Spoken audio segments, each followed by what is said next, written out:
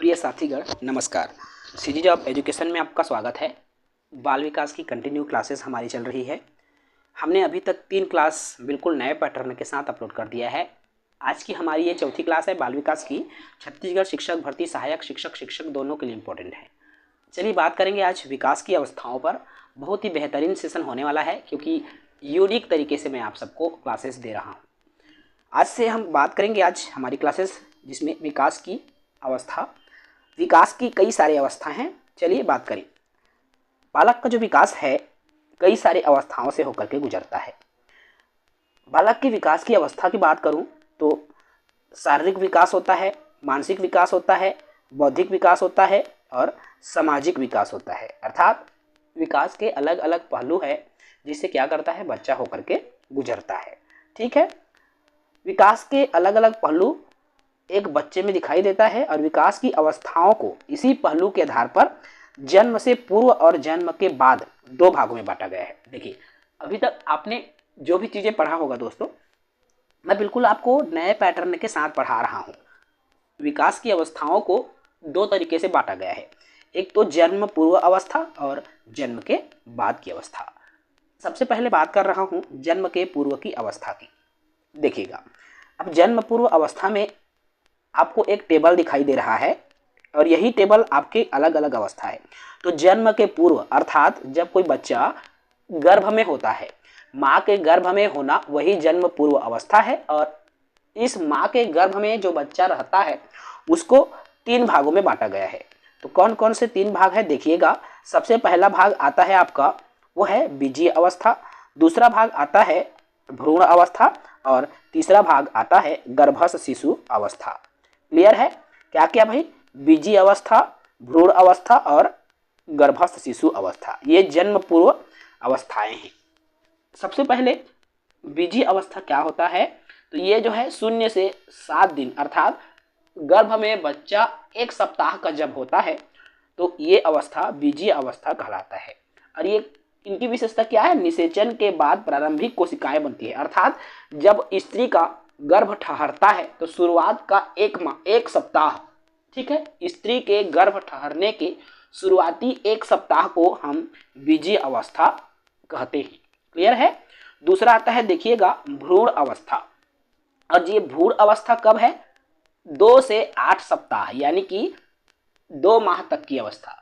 ठीक है, 2 से 8 सप्ताह यानी कि 2 माह की अवस्था को भ्रूण अवस्था कहते हैं। और इस अवस्था की विशेषता है अंगों और संरचना का विकास, यानी कि अंग बनना शुरू होता है। तो क्या बनेगा, सिर, फिर हाथ वगैरह। अब देखना, अगर आपके घर में या आप अगर स्त्री होंगे, माँ होंगे, तो 8-9 महीने में क्या होता है जान रहे हैं ना, 8 से 9 महीने में बच्चे का धड़कन आने लगता है ना। आप उसको डॉक्टर के पास जाएंगे, जब सोनोग्राफी होता है ना, तो आप उसको क्या कर सकते हैं, सुन सकते हैं, धक धक धक करके हल्का हल्का आवाज आती है। ठीक है, तो जन्म पूर्व ये 3 अवस्था है और बिल्कुल यूनिक है भाई, नया पैटर्न है। ऐसी अवस्था आपको नहीं मिलेगी। जितने भी हमारे क्लासेस इसके पहले जो भी यूट्यूबर होंगे या कोचिंग क्लास वाले क्लासेस ले रहे हैं, आपको पुराने पैटर्न के आधार पर ही विकास की अवस्था पता चलेगी, लेकिन हम अपडेटेड रूप में आपको बता रहे हैं। चलिए अब हम देखते हैं जन्म के बाद की अवस्था। तो भाई अब जन्म के पहले हमने 3 अवस्था तो देख लिया, लेकिन अब जन्म के बाद, अब जन्म जैसे बच्चा जन्म ले लिया, अब बच्चा जन्म लेने के बाद कई अवस्थाओं से गुजरेगा और उसकी सबसे पहली अवस्था रहेगी वो है शैशवावस्था। बच्चा मान लो जन्म लिया, यानी कि वो शिशु है ना भाई, वो क्या है, शिशु है। तो एक शिशु के रूप में बच्चा क्या करता है, जन्म लेता है। और जन्म लेने से अर्थात जन्म से 2 सप्ताह तक की अवस्था क्या है भाई, आपका शैशवावस्था है। और इस अवस्था में क्या क्या होता है, देखिए प्रारंभिक संवेदनाएं और शारीरिक वृद्धि प्रारंभ हो जाती है। यानी कि बच्चा जैसे ही जन्म लेता है और जन्म लेने से 2 सप्ताह तक उनका प्राथमिक संवेदना और शारीरिक वृद्धि होने लगता है। अर्थात बच्चा क्या होने लगता है, बढ़ने लगता है। ठीक है, उसके बाद आता है शिशु काल। याद रखना, इसके क्रम को याद रखना है दोस्तों। क्यों? आपके परीक्षा में ये क्रम आएगा, निर्धारित क्रम में जमाना आएगा। ABCD के रूप में आ जाएगा। तो इसके क्रम को बिल्कुल आप याद रखना, जन्म पूर्व अवस्था के क्रम को याद रखना, आपके प्रश्न पूछते हैं। ठीक है। दूसरा, जन्म के बाद की अवस्था में दूसरा है शिशुकाल। तो 14 दिन से यानी कि 2 सप्ताह में तो शैशव अवस्था हो गया। अब 2 सप्ताह से ऊपर यानी 14 दिन से 2 वर्ष तक की अवस्था, उसको शिशुकाल, जिसे बेबीहुड कहा जाता है। ठीक है। और इस उम्र में बच्चा क्या करता है? चलना सीखता है, बोलना सीखता है, प्रारंभिक सामाजिक कौशल को भी वो विकसित करता है। अब प्रारंभिक सामाजिक कौशल, एक बच्चा है, सामाजिक कौशल वो भी प्रारंभिक कहाँ सीखता है भाई? परिवार में सीखता है। कहाँ सीखता है दोस्तों? वो परिवार में सीखता है। तो बच्चा जो 14 दिन से 2 वर्ष के बीच की उम्र का है, वो क्या करता है? अपने परिवार में, परिवार के सदस्यों के साथ वो सामाजिक कौशल सीखता है, सामाजिक कौशल के गुण जो है विकसित करता है। क्लियर है? चलिए, जन्म के बाद की तीसरी अवस्था है, और ये है साथियों आपका पूर्व बाल्यावस्था। क्या अवस्था है? पूर्व बाल्यावस्था। तो देखिए, पूर्व बाल्यावस्था क्या होता है और इसकी समय सीमा, जिसको हम अर्ली चाइल्डहुड बोलते हैं ना, इसकी उम्र 3 वर्ष से 6 वर्ष के बीच होता है, जिसे हम मोटर स्किल, भाषा और सामाजिक व्यवहार में वृद्धि से जानते हैं। अर्थात ये जो 3 से 6 वर्ष की जो उम्र है, जिसको हम पूर्व बाल्यावस्था का नाम दे रहे हैं, इसमें बच्चा मोटर स्किल सीखता है, भाषा सीखता है। आप देख रहे हैं, मैं हमेशा बोलता हूँ, एक 4 वर्ष का बालक भाषाई दृष्टि से पूर्ण वयस्क हो जाता है, मतलब बेहतरीन तरीके से वो भाषा में बात कर सकता है। तो ये जो उम्र है 3 से 6 वर्ष, इस उम्र में बच्चा भाषा सीखेगा, विभिन्न प्रकार के कौशल सीखेंगे, और सामाजिक व्यवहार अर्थात लोगों के साथ कैसे बिहेवियर लाना है, कैसे बिहेवियर करना है, व्यवहार करना है, ये सामाजिक गुण भी पूर्व बाल्यावस्था में बच्चा सीखता है। क्लियर है? चलिएगा, नेक्स्ट है उत्तर बाल्यावस्था। देखिए, उत्तर बाल्यावस्था, इसकी जो उम्र सीमा है वो 6 वर्ष से 14 वर्ष होती है।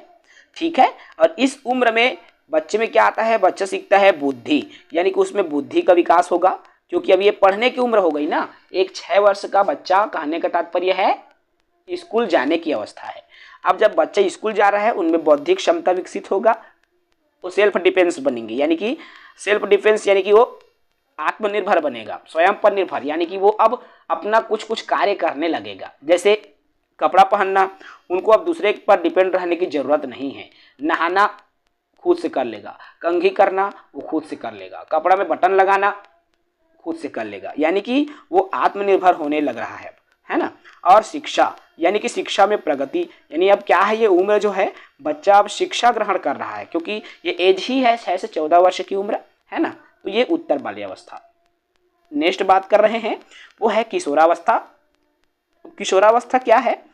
जिसको हम 12 से 13 और 20 से 21 वर्ष तक की उम्र में हम इसको रखते हैं। ठीक है, 12-13 से 20-21 तक की जो अवस्था है किशोरावस्था। याद रखना, कभी कभी 12 से 20 दिया रहेगा या 13 से 21 दिया रहेगा, तो आप ऑप्शन को देखकर आपके सही उत्तर तक आप पहुंचेंगे। ठीक है। तो किशोरावस्था में क्या होता है? इस उम्र में शारीरिक परिपक्वता और मानसिक भावनात्मक विकास होता है। मतलब शारीरिक रूप से वो बच्चा क्या होने लगता है भाई? परिपक्व होने लगता है, अर्थात पूर्णतः जवान होने लगता है, चाहे वो स्त्री हो या पुरुष हो। ठीक है। एक तरुण उम्र में इस अवस्था में व्यक्ति या बच्चा कहें प्रवेश करने लगता है, अर्थात उनमें शारीरिक परिपक्वता आने लगती है, मानसिक विकास उनमें होने लगता है और भावनात्मक विकास। इसीलिए अक्सर देखेंगे आप इस उम्र में ना भावनात्मक रूप से, इस जैसे लड़का है लड़की के प्रति आकर्षित होगा, लड़की है तो लड़के के प्रति, यानी कि भावनात्मक लगाव भी ये डेवलप हो जाता है। ठीक है। मतलब आकर्षण और प्रतिकर्षण भी हमको इसी किशोरावस्था में देखने को मिलता है। क्लियर है दोस्तों? इस किशोरावस्था को फिर से हम अलग अलग 2 भागों में बांटते हैं। एक तो है पूर्व किशोरावस्था और एक है उत्तर किशोरावस्था। बिल्कुल यूनिक, बिल्कुल नए तरीके से मैं बता रहा हूं। ठीक है। पूर्व किशोरावस्था जो कि 12 से 17 या 11 से 17 भी बोल सकते हैं, तो इसके हिसाब से देखें तो 12 से 17। ठीक है। तो ये प्रारंभिक या पूर्व किशोरावस्था होते हैं और इस उम्र में स्वभाव और रुचि का विकास होता है, मतलब बच्चे में रुचि जागृत होती है, उनके बिहेवियर, उनका व्यवहार, उनमें स्वभाव, उनमें रुचि उत्पन्न होती है। ठीक है। उसके बाद आता है उत्तर किशोरावस्था, जो कि 17 से 21 वर्ष की उम्र है और यह परिपक्व किशोरावस्था है, यानी कि वह किशोर जो पूर्णतः परिपक्व हो जाते हैं। ये 20-21 साल का जो किशोर है वो पूर्णतः परिपक्व हो गए हैं, अपनी जिम्मेदारी को वो समझना शुरू कर देते हैं और व्यक्तित्व का विकास भी करते हैं, अर्थात अपने आप को स्थापित करने की कोशिश करते हैं। भाई 20-21 साल का हुआ यानी कि अब उसको टेंशन होना शुरू, मैं कैसे नौकरी पहा, मोर घर ला चलाना है, मोर पापा हा, मोर पिताजी हा पूरा घर के जिम्मेदारी ला उठाते, बूढ़ा हो गए, मैं कैसे जिम्मेदारी उठा। इस प्रकार की चिंतन के भाव भी उत्तर किशोरावस्था में आने लगता है। ठीक है। नेक्स्ट बात करेंगे, छठवां है प्रौढ़ावस्था। प्रौढ़ावस्था क्या है? ये इनकी जो उम्र है 21 वर्ष से 40 वर्ष होती है और इस उम्र में शारीरिक और मानसिक रूप से बच्चा पूर्ण परिपक्व हो गया है। क्यों? क्योंकि भाई उम्र 21 वर्ष है, 21-22 वर्ष का एक व्यक्ति, बच्चा नहीं कहेंगे, एक प्रौढ़ जो कि अपने करियर को लेकर चिंतित है, क्योंकि 22-25 साल का एक व्यक्ति अपने भविष्य को लेकर चिंतित रहता है कि मैं कैसे करूं कि मैं अपने परिवार का भरण पोषण कर सकूं, अपने आप को कैसे स्थापित करूं, सामाजिक जिम्मेदारियां हैं मेरे प्रति, उन जिम्मेदारियों को कैसे मैं निभाऊं। इस तरह की सोच एक प्रौढ़ व्यक्ति जो कि 21 से 40 वर्ष की उम्र में होता है उनमें आने लगता है। नेक्स्ट 7वां है मध्यावस्था। मध्यावस्था जिसको 40 वर्ष से 60 वर्ष की उम्र माना गया है और इस उम्र में स्थिरता आने लगती है। ठीक है, स्थिर मन स्टेबल होने लगती है। भाई अब 40 वर्ष के उम्र में आप पहुंच गए, तब भी क्या आप नौकरी के लिए तैयारी करते रहोगे क्या? नहीं, तो स्थिरता आना शुरू हो जाता है। अब वो विराम, अब जैसे वो छोटा सा पान ठेला है ना, उसी में वो अपना जीवन बसर खोजेगा, क्योंकि ये उम्र है भाग दौड़ की नहीं, ये उम्र है स्थायित्व की। इसलिए बच्चा व्यक्ति जो है स्थिरता खोजता है इस उम्र में। ठीक है। अनुभव और सामाजिक योगदान, समाज में इस उम्र में व्यक्ति क्या करता है? समाज में अपने आप को स्थापित करता है। ठीक है। अनुभव काम आता है, क्योंकि 40 से 60 वर्ष की जो उम्र है ना, इस उम्र में अनुभव काम आता है और अनुभव का ही उपयोग करता है। उसके बाद आता है वृद्धावस्था, और वृद्धावस्था जिसकी उम्र सीमा हम 60 वर्ष से ऊपर मानते हैं। कितना मानते हैं?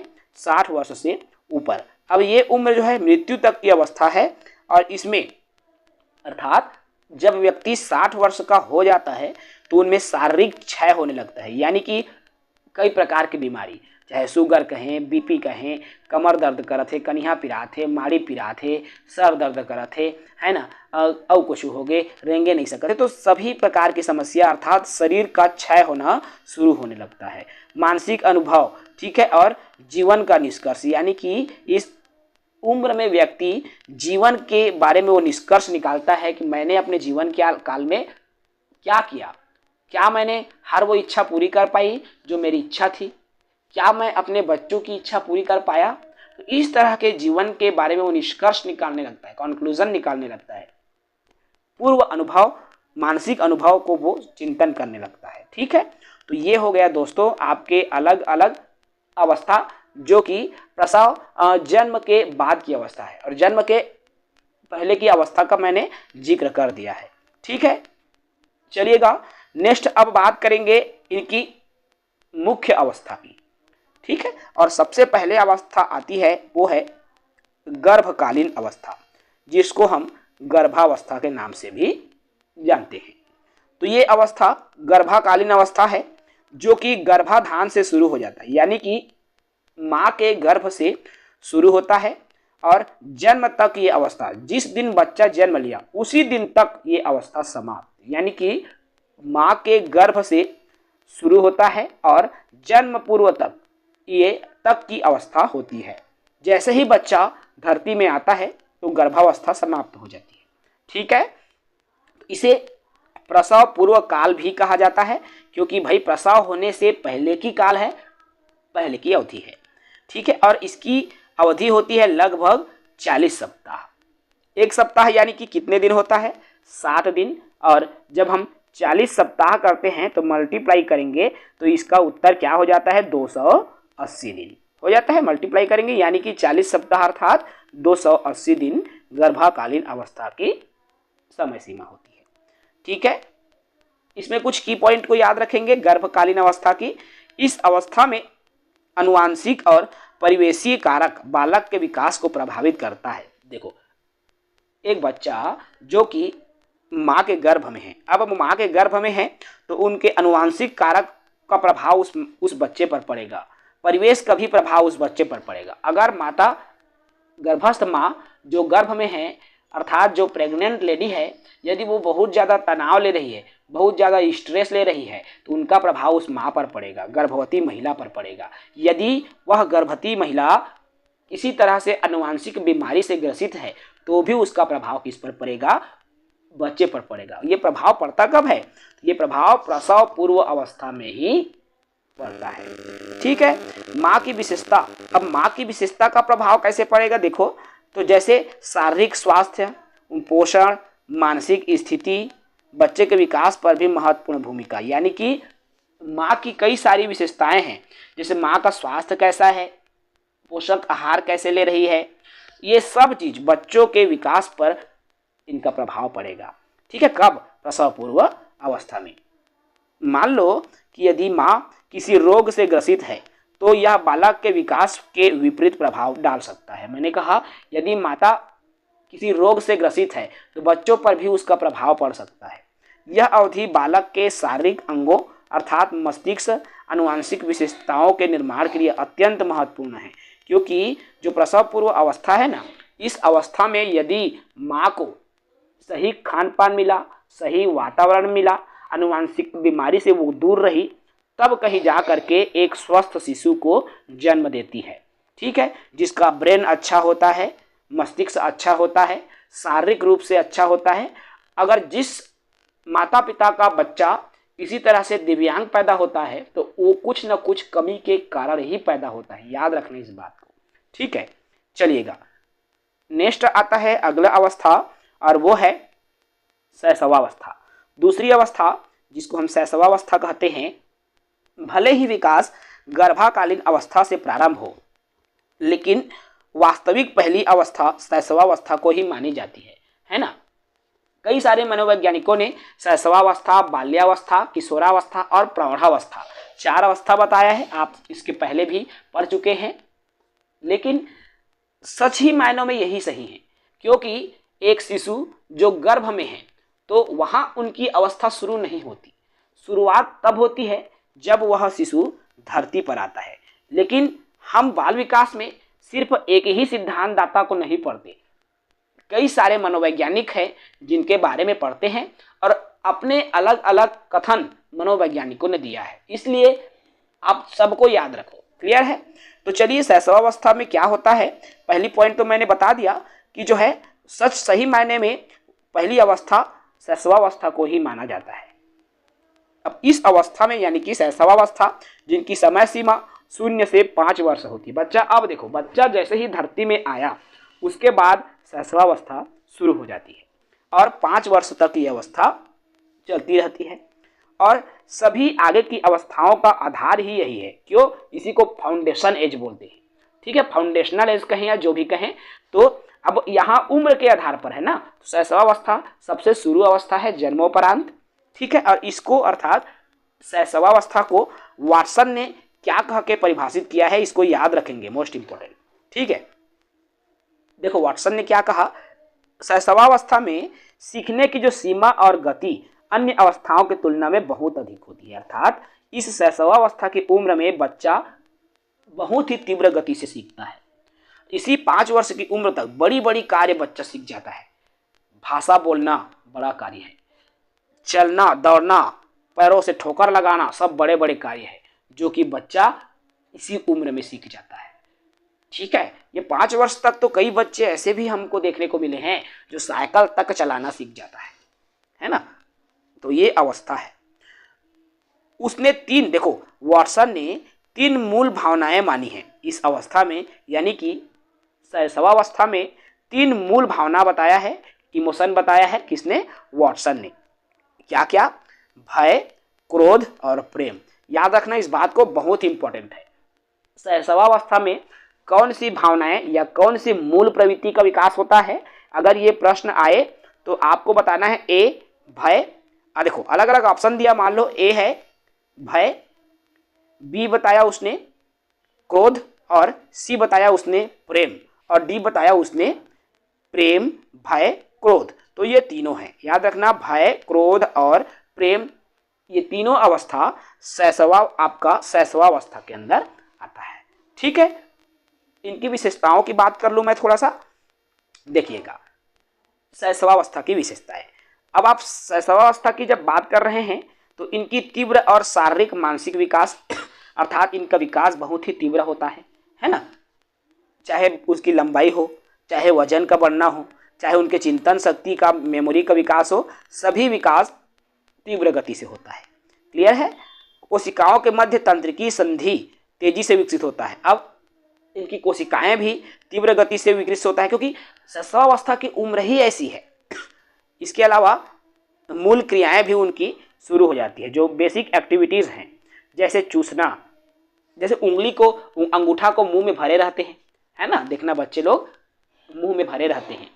निगलना, कुछ भी चीजें हैं उसको पकड़ाओगे उसमें मुंह में भरने लगता है, निगलने लगता है। और मल मूत्र का त्याग करना, ये सब क्या है? मूल क्रिया है जो बच्चा सीखने लगता है। इसे जीवन का अबोध काल, अबोध क्यों? उनको बोध नहीं होती, ज्ञान नहीं होती। ठीक है, इसलिए शैशवावस्था को किस नाम से जाना जाता है? जीवन का अबोध काल के नाम से जाना जाता है, याद रखना। ठीक है, इस अवस्था को अनुकरण और दोहराव की अवस्था भी कहते हैं। क्यों कहते हैं भाई? क्योंकि बच्चे अपने माता पिता या भाई को देखकर ही सीखता है। अब मान लो शिशु जिस परिवार में जन्म लिया है, अगर वह उस परिवार में उसके माता पिता दादा दादी छत्तीसगढ़ी बोल रहे हैं तो बच्चा अनुकरण करेगा और छत्तीसगढ़ी बोलना सीखेगा। यदि उनके भाई बहन दादा दादी पापा पापी जो भी है अगर वो अंग्रेजी में बात कर रहे हैं तो बच्चा अंग्रेजी सीखेगा। क्यों? क्योंकि वो अनुकरण कर रहा है और अनुकरण करके दोहरा रहा है। ठीक है ना? व्यवहार मूल प्रवृत्ति पर आधारित होता है, याद रखना, ये भी की पॉइंट है। शैशवावस्था में शिशु का जो व्यवहार है वह उनकी मूल प्रवृत्ति पर आधारित होता है। नेक्स्ट पॉइंट इसमें आता है, बच्चा सीखने के लिए अनुकरण और दोहराव का उपयोग करता है। मैंने अभी कहा इस बात को, ठीक है, अर्थात अनुकरण द्वारा सीखता है। ठीक है, अगला आता है आत्म केंद्रित प्रवृत्ति। आत्म केंद्रित प्रवृत्ति का तात्पर्य क्या है? बच्चा स्वयं ही केंद्रित, यानी कि कैसे? बच्चा चाहता है कि सभी उसे ही प्यार करे। भाई सबकी बात है, छोटा सा बच्चा चाहता है कि उसको ही प्यार मिले। देखना, दो बच्चे रहेंगे, छोटे छोटे दू जन लड़का रही तुम्हारे घर में, और अगर बड़े लड़का तुम पा दहा है ना, तुमने पाला और छोटा कन लड़का नहीं पहाना और रोक चालू कर दे, काबर? वह चाहत कि मुझ ला प्यार करे, मुला पावे। यही आत्म केंद्रित प्रवृत्ति है।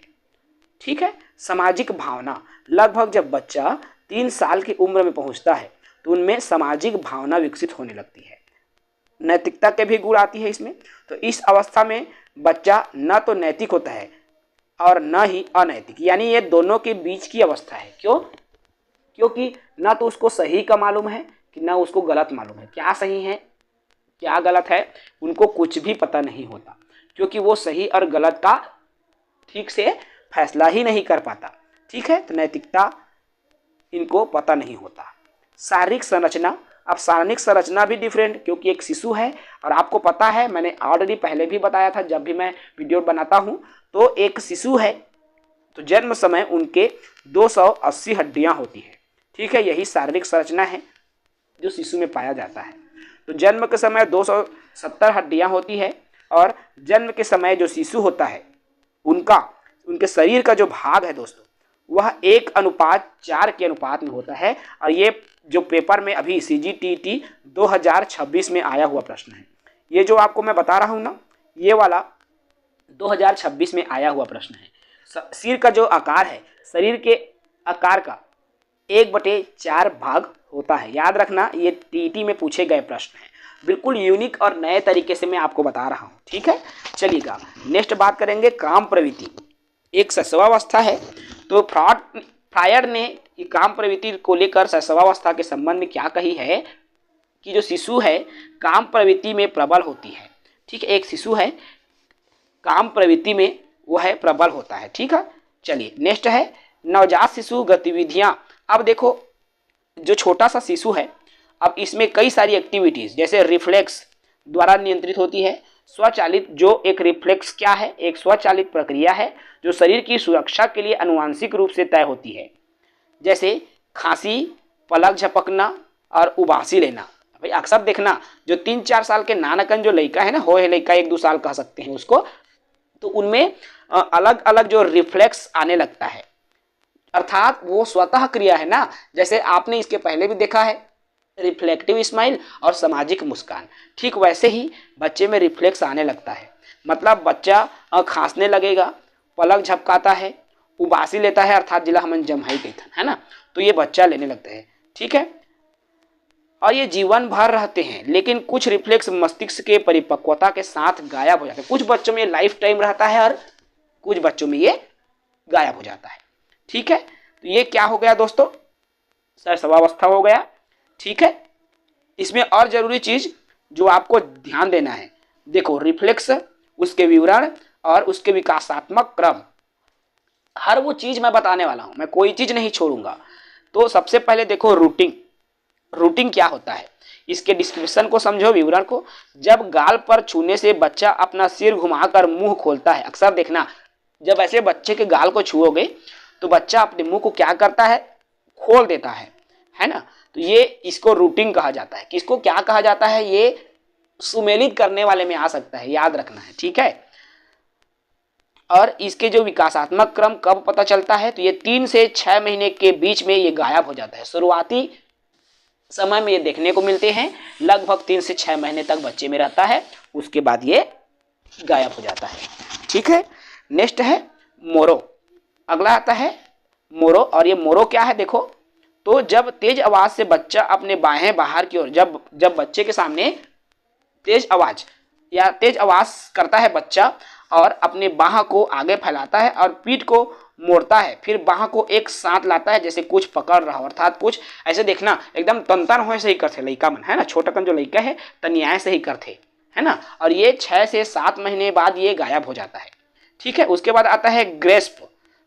अब ये ग्रेस्प क्या है भाई, देखो जब बच्चा उंगली करता है, या जब उंगलियां या कोई वस्तु, देखो जब उंगली या कोई वस्तु बच्चे के हाथ या हथेली पर दबाया जाता है, मतलब है ना, उंगली या कोई वस्तु बच्चे के हाथ की हथेली पर दबता है तो बच्चा उंगलियां इसे पकड़ लेती है। इसलिए देखना नानकन जो लड़का थे ना, हमन कुछ भी पकड़ा था, यानी कि ओकर हाथ के मांस ला छुईस तह लड़का अपने अपन धर लेते, है ना।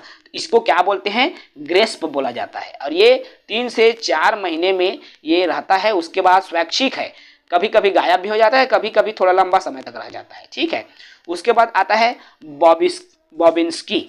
अब ये बॉबिन्स्की क्या होता है देख लो इसको भी।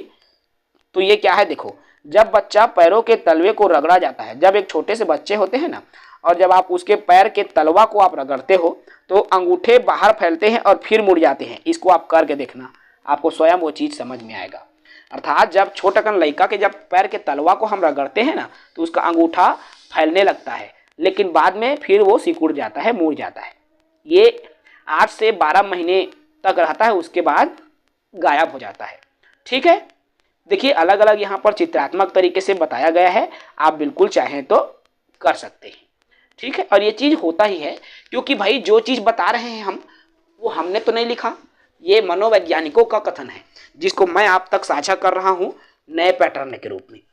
क्लियर है, चलिएगा अब हम बात करेंगे इसके जो इन्फ्लुएंस या कहें इनके कुछ, अब पीरियड को देखिए, टेबल को देखिए, इस टेबल में आपको क्या चीजें नजर आ रहा है।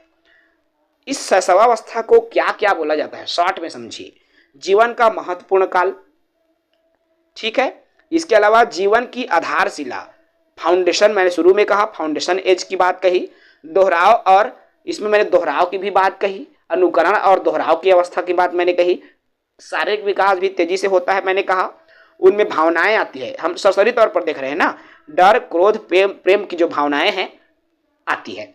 ठीक है, इसके अलावा विश्वास और अविश्वास की भी भाव आती है, अर्थात मैंने इसको कहा क्या सही है क्या गलत है, बच्चा नहीं जान पाता बोला, है ना भाई। नाजुक अवस्था है ये, इसके अलावा ये मुखी अवस्था है, सीखने का आदर्श काल है, ठीक है। इसके अलावा नैतिकता की कमी रहती है, क्या सही है क्या गलत है नहीं जान पाता। रिफ्लेक्स का विकास होता है, मैंने अभी बात किया रिफ्लेक्स की, कई सारे रिफ्लेक्स मैंने बताया।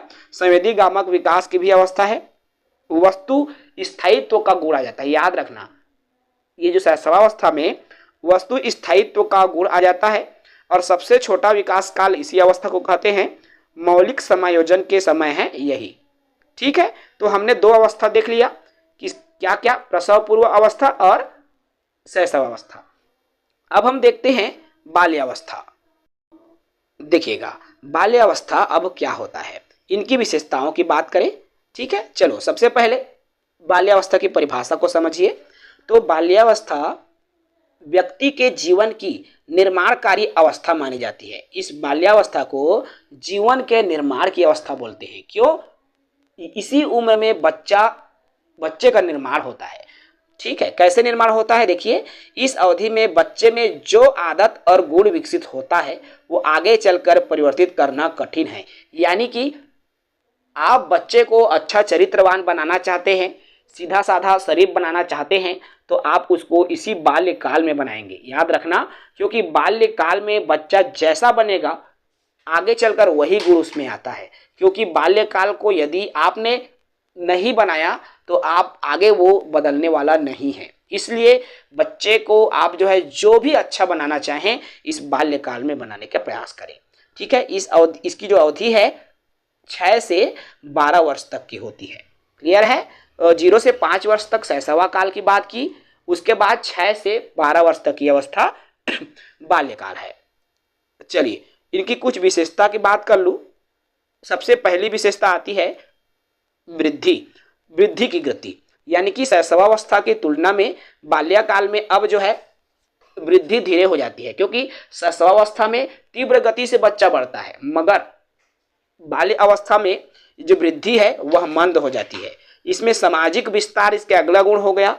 बच्चे के जीवन में माता पिता के अलावा परिवार, पड़ोसी और शिक्षक भी शामिल होने लगता है। भाई 6 से 12 वर्ष तक की अवस्था आ गई। अब जब 6 से 12 वर्ष तक की अवस्था है तो इस उम्र में परिवार के लोग तो रहेंगे ही, इसके अलावा उनके पड़ोसी भी आ जाएंगे, अड़ोसी पड़ोसी और शिक्षक भी शामिल हो जाते हैं, है ना। मतलब परिवार, पड़ोस और शिक्षक तीनों जो है इस अवस्था में शामिल हो जाते हैं। ठीक है, बालक बहिर्मुखी होता है। बहिर्मुखी और उसकी रुचि बाहर की दुनिया में बढ़ती है। देखो मुखी दो प्रकार, अंतर्मुखी और बाह्यमुखी। अंतर्मुखी और बाह्यमुखी। बाह्यमुखी जिसको टॉकेटिव बोलते हैं, जो ज्यादा बात करता है ना, उसको बाह्यमुखी। अंतर्मुखी जिला हमन घूमना कथन। तो इस उम्र में बच्चा है ना, जो बाल्यावस्था है एकदम बातूनी होने लगता है। दैसे करिया दोसे करिया दैसे है ना भाई, आप देखे होंगे, है ना। वो जो क्या होता है, रुचि के अनुसार अब वो बाहर की दुनिया में उनकी रुचि बढ़ने लगती है। मोबाइल देखी लड़का, अब 6-7 साल का हो गए ना, मोबाइल लहा कही, गेम खेले लागी, मोबाइल ला मांगी, गेम खेल ही, जेला देखी तीज ला करिया कही, है ना। तो ये उम्र ही ऐसा है। अगला विशेषता आया है बाल्यावस्था में शारीरिक क्षमता। तो इस अवधि में बच्चे की जो शारीरिक क्षमता है वो बढ़ती है। यानी कि अब वो ताकत आने लगता है। भाई शैशवावस्था तो बहुत छोटी उम्र हो गई ना, अब बच्चा बढ़ रहा है तो शारीरिक रूप से वो स्ट्रांग होना शुरू कर दिया। अब इस उम्र में दूध के दांत गिरकर स्थायी दांत आने लगते हैं। यानी कि दूध पिया दांत गिरने लगता है ना। अब देखो शैशवावस्था में शरीर में कितनी हड्डियां थी? 270।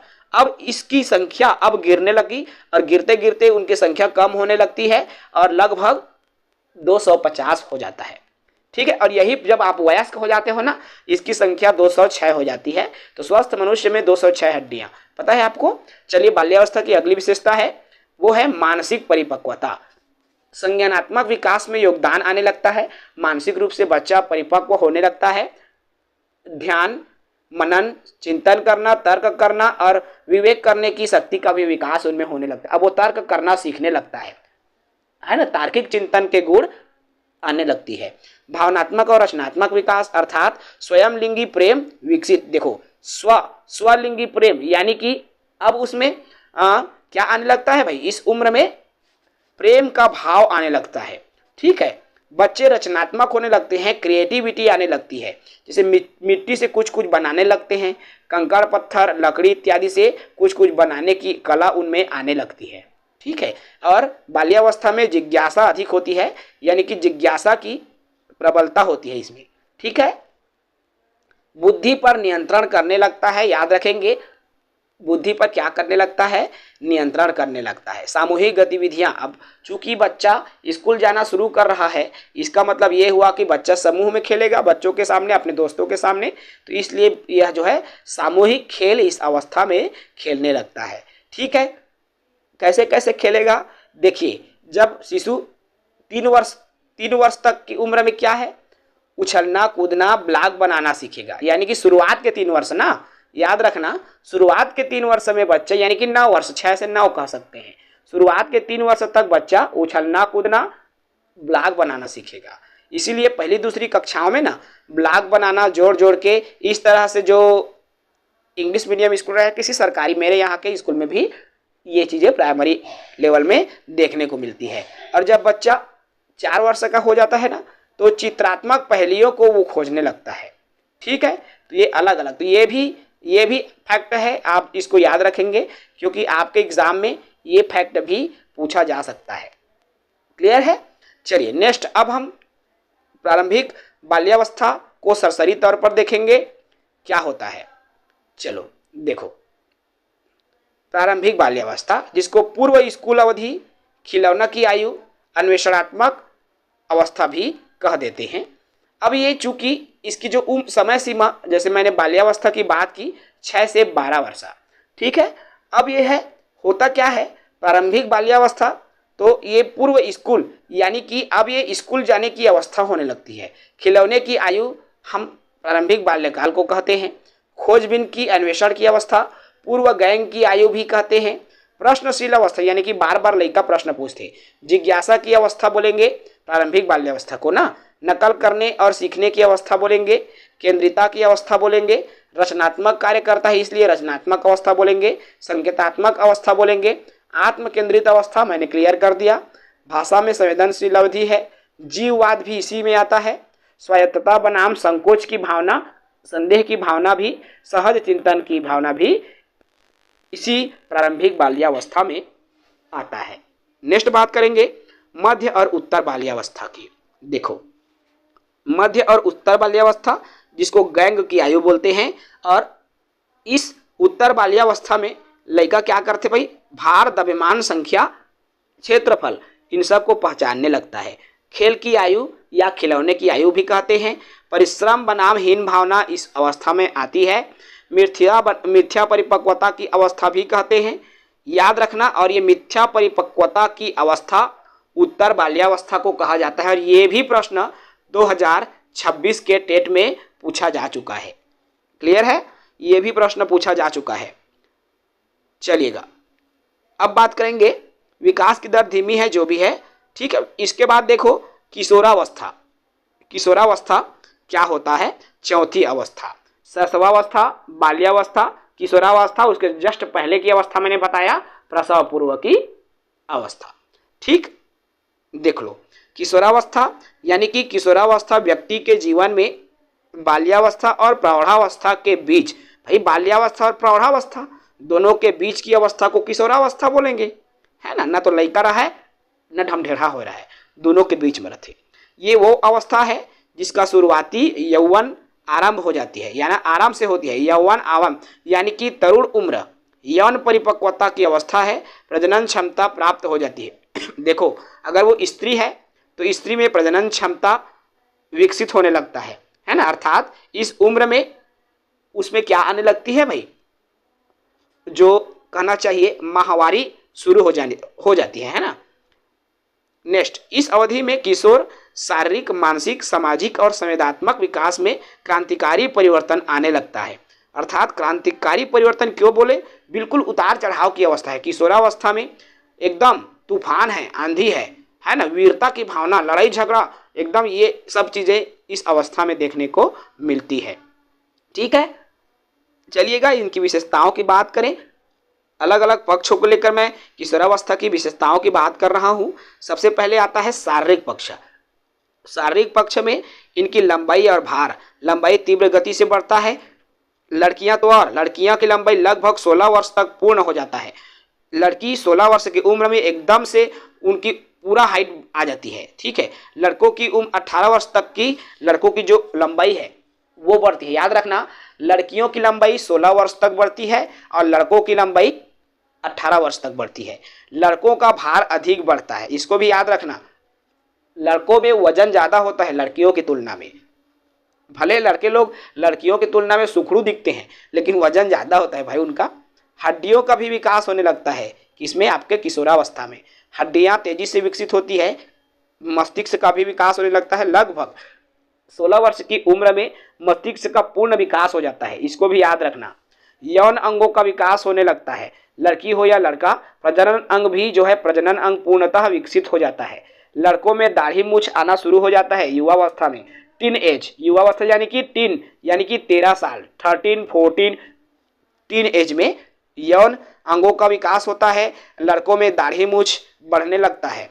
ठीक है, लड़कों की आवाज़ भारी होने लगता है और लड़कियों की आवाज़ कोमल और सुरीली, नुकीली, पतली हो जाती है। उनके पिच जो है हाई पिच हो जाती है। ठीक है, तो ये बदलाव आ जाता है किशोरावस्था में। अब मानसिक पक्ष में कैसे बदलाव होता है उसको भी देखिए। बुद्धि का अधिकतम विकास यानी कि बुद्धि विकसित होने लगती है। विचार विमर्श करना, विश्लेषण करने की क्षमता विकसित हो जाता है। प्रत्येक घटना, व्यक्ति या विषय पर गहन विचार करना वो सीख जाता है। कल्पना तक कर सकता है। जैसे कोई एक खत्म हुआ है, वो बच्चा सोच सकेगा। युवावस्था के उम्र का जो युवक है वो ये सोच लेगा कि इसका एक्सीडेंट कैसे हुआ होगा, वो हेलमेट नहीं पहना होगा, गाड़ी में सामने से ठोका गया होगा, वो चिंतन कर सकता है। ठीक है, क्योंकि ये मानसिक तीव्र हो जाता है। मानसिक पक्ष, स्थायी स्मृति का विकास हो जाता है। ठीक है, इसके अलावा किशोर अपने भविष्य के लिए अब योजना बनाना शुरू करने लगता है, क्योंकि किशोरावस्था में वो सोचने लगता है कि मैं ऐसा करूंगा वैसा करूंगा करके, है ना। कहानी, नाटक, उपन्यास पढ़ने में अब वो रुचि लेने लगता है। कहानी उनको पढ़ना अच्छा लगने लगता है। नाटक, उपन्यास में रुचि आती है। पिक्चर देखना, टेलीविजन में मूवी देखना, पबजी खेलना, मतलब इस तरह के अब कार्य जो है उनको अच्छा लगने लगता है। संवेगात्मक पक्ष की बात कर लूँ तो देखो, इमोशंस की बात हो रही है। इस उम्र में तेजी से परिवर्तन होता है उनके इमोशन में। इमोशन अर्थात भावना एकदम क्षणिक होते हैं, तो इसे संवेग की अवस्था भी कहा जाता है। याद रखना, किशोरावस्था को संवेग की अवस्था, क्योंकि संवेग क्षण क्षण में, मिनट मिनट में बदलते रहता है। हरलाक ने किशोरावस्था के संदर्भ में परिभाषित किया, क्या कहा? किशोरावस्था बढ़ी हुई संवेगात्मक तनाव की अवस्था है जो शारीरिक और ग्रंथीय परिवर्तनों के कारण होती है।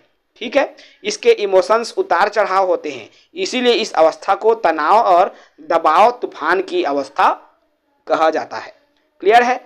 शुरुआत में क्या होता है, देखो, किशोर को छिपा नहीं पाते। शुरुआत में किशोर इमोशन को छिपा नहीं पाते, वो भावना वो दिख ही जाता है। धीरे धीरे वो कंट्रोल करना सीखता है। गुस्सा है वो रोक नहीं पाएगा उसको, खुशी है उसको भी रोक नहीं पाएगा। ठीक है, अब इस उम्र में क्रोध एकदम प्रबल होता है। थोकन में लड़ाई झगड़े में उतारू हो जाते। भय के भावना भी बहुत होता है, घृणा भी बहुत, ईर्ष्या का भाव, प्रेम, जिसे प्रेम हो जाता है, अगाध हो जाता है, इत्यादि जो इमोशंस है इस उम्र में देखने को मिलता है। इमोशंस भी याद रखना, किशोरावस्था में कौन कौन से इमोशंस होते हैं। क्लियर है? काम की भावना का विकास, काम की भावना, सेक्सुअल ड्राइव्स की भावना विकसित होने लगती है। ठीक है, आटो यानी कि स्वयं से प्रेम होता है, यानी अपने आप से वो प्रेम करता है। समलिंगी कामुकता का भाव आने लगता है, विषय लिंगी कामुकता का भाव आने लगता है। ठीक है, अर्थात अट्रैक्शन के गुण जिसको हम कहते हैं, जैसा कि चित्र में दिखाई दे रहा है। देखो, एंग्री हो जाता है, वो डरने लगता है। ठीक है, ईर्ष्या, जेलसी और लव यानी कि प्यार का भाव भी आने लगता है। सामाजिक पक्ष की बात कर लूं, सामाजिक पक्ष तो इसमें क्या है, दोस्तों के प्रति निष्ठा और समूह गतिविधि। अब सामाजिक विकास होने लगता है, सामूहिक गतिविधि से उन पर प्रभाव पड़ता है। समाज में वो अपना स्थान खोजने लगता है, यानी कि एक किशोर का समाज में क्या स्थान है वह खोजने लगता है। माता पिता, मित्र, पड़ोसी, अध्यापक की प्रशंसा और मान्यता चाहता है, यानी कि वो चाहता है कि अध्यापक उनकी प्रशंसा करे, टीचर उनकी प्रशंसा करे, पड़ोसी माता पिता उनकी प्रशंसा करे, समाज सेवा की भावना विकसित होता है, यानी कि अब वो समाज के लिए कुछ करने की भावना रखते हैं। लड़कियां लड़कियां एक दूसरे के प्रति आकर्षित होते हैं, मैंने शुरू में कहा अट्रैक्शन के गुण, ठीक है। भविष्य और करियर के प्रति भी इस उम्र में जागरूक होने लगते हैं। अच्छे बुरे नैतिक निर्णय करने की क्षमता आ जाती है, यानी कि सही गलत का जो फैसला है किशोरावस्था के बच्चे करने लगता है, ठीक है। समझ में आया। चलिए इसमें इंपॉर्टेंट फैक्ट की बात कर लूं मैं। जीवन का सबसे कठिन काल किशोरावस्था को कहते हैं, ठीक है। संक्रमणकालीन आयु भी किशोरावस्था है। तनाव और तूफान के चरण भी किशोरावस्था है। बसंत ऋतु बात आई किशोरावस्था। अमूर्त चिंतन की अवस्था किशोरावस्था। विपरीत लिंग के प्रति आकर्षण का गुण भी किशोरावस्था में ही। परिकल्पना निष्कर्षात्मक तर्क भी किशोरावस्था। व्यक्तिगत स्वतंत्रता का विकास भी किशोरावस्था में। भावनात्मक उथल पुथल, यानी कि क्षण क्षण में भावनाएं बदलती है। नायक की पूजा, यानी कि वीरता की भावना होती है। विकास उछाल और यौवन प्रारंभ हो जाता है। आत्मसम्मान की भावना होती है। नैतिक संहिता विकसित। पहचान बनाम भूमिका द्वंद्व की अवस्था। दिवा स्वप्न देखने लगते हैं। जनन अवस्था है। किशोर आत्मकेंद्रिता की अवस्था है। समस्या का काल भी इसको कहा जाता है। इसके अलावा किशोर आत्मकेंद्रिता की अवस्था, समस्या काल, सामाजिक सेवा की भावना, यानी कि समाज के प्रति कुछ करने की भावना, और वयस्कता की दहलीज पर रखने वाली एक कदम होती है, जिसको क्या बोलेंगे भाई, किशोरावस्था बोला जाता है। नेक्स्ट आते हैं प्रौढ़ावस्था। अडल्ट एज है ये, अडल्टहुड जिसको कहेंगे। तो ये 21 वर्ष से 40 वर्ष की उम्र। इस उम्र में दायित्वों को निर्वहन करने की अवस्था है, यानी कि इस उम्र में अपने अपने दायित्व का निर्वहन, जैसे 28-30 साल के हो गए, बिहार हो गए, अपन परिवार के प्रति ओकर दायित्व बन जाते। 21-22 साल के है ओकर माता पिता के सेवा करना ओकर दायित्व बन जाते, ठीक है। इस उम्र में नौकरी खोजने लगता है, शादी ब्याह, लोग लड़का होना इत्यादि होने लगता है। इस अवस्था का मुख्य कार्य जीविका तलाशना है, यानी कि जीविका चाहे वो नौकरी के माध्यम से हो या कुछ अन्य काम होता हो, है ना। अपने रोजी रोटी 2 वक्त की तलाश करना प्रौढ़ावस्था के काम है, ठीक है। विवाह उपयुक्त, ये क्या देखो उपयुक्त समय होता है, अर्थात इसी उम्र में, प्रौढ़ावस्था की उम्र में ही विवाह होता है व्यक्ति का। वैवाहिक जीवन में वो प्रवेश करता है, समझदारी और समायोजन के साथ फिर वो रिश्ता निभाता है।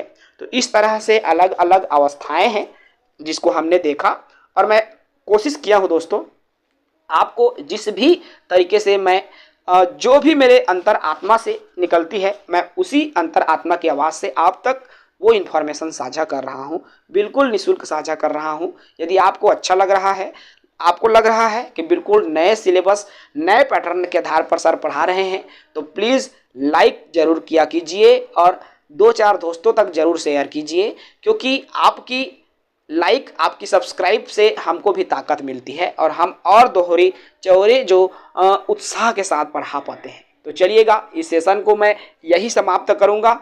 नेक्स्ट क्लास नेक्स्ट मॉर्निंग प्रातः 8 बजे आपसे मुलाकात होगी। तब तक के विमल सर को इजाज़त दीजिए, फिर मिलेंगे एक नई वीडियो के साथ। जय हिंद, वंदे मातरम।